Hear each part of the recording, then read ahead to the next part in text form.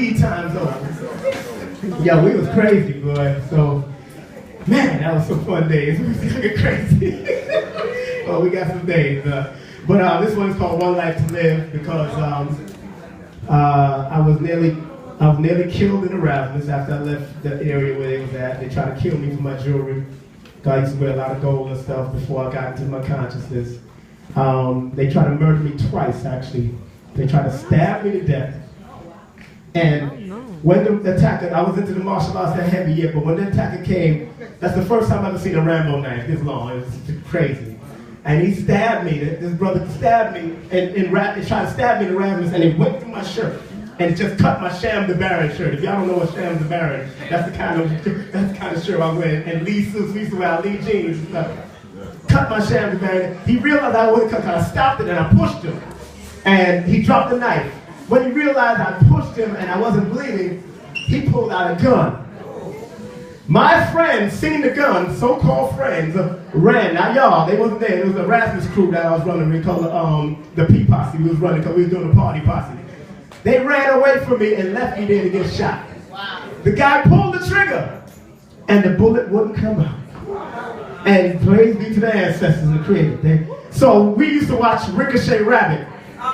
So what I did, when I realized what he was doing, I hit the wall, bing, bing, bing, bing, bing. I thought about Ricochet Rabbit today. So I was off the wall, they got out of there. They came back, my old friends came back to look for the body. Come but they ain't see no blood, they didn't know I wasn't dead. They thought that like the maintenance man cleaned up the blood. They some fast cleaning. Erasmus wasn't that fast. Erasmus was crazy. So I know I was meant to be here for a reason.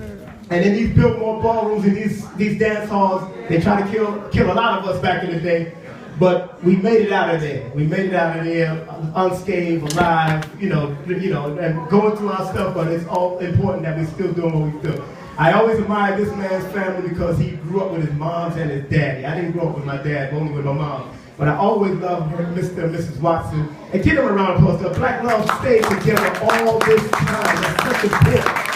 Black love is so important. That's why my boy is doing that lecture called Black Love, a Revolutionary Act, right here on the 20th. And it's all about keeping that unity alive. Oh yeah. I was crazy, you know, I lost many women, and I've had many women, I was crazy in these party days. I'm just happy that this brother's working hard to keep with his queen, and I admire that brother. You really, I always admire your mother. I always admire your mother. It was strong. It was beautiful to see father and mother together all their life.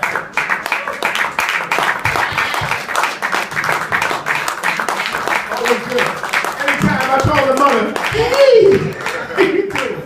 But it's good, you know, I admire that because my father wasn't there that much like that, and you know, and I admire that, and you know, I'm a hard nut to crack. I guess I followed my father's route to a certain degree, but keep that going, brother.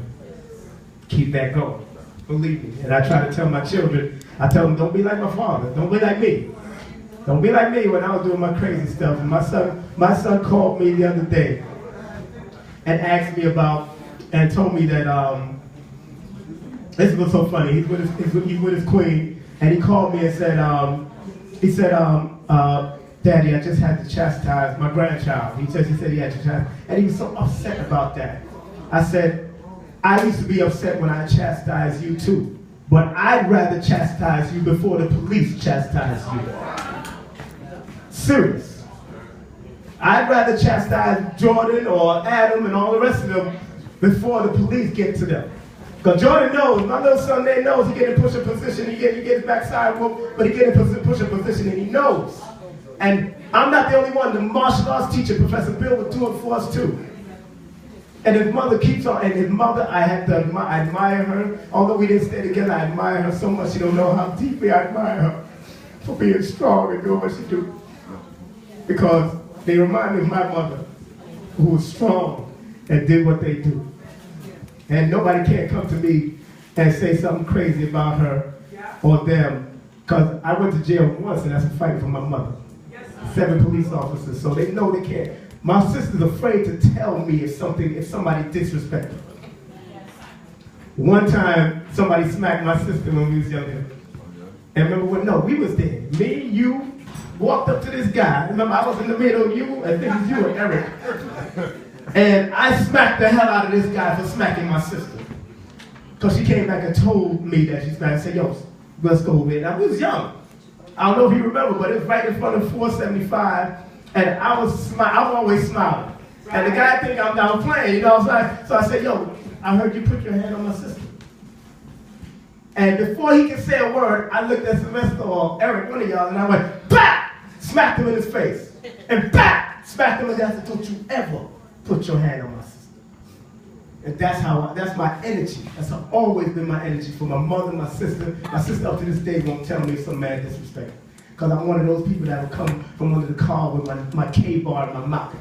There you go. Janelle can't tell me that somebody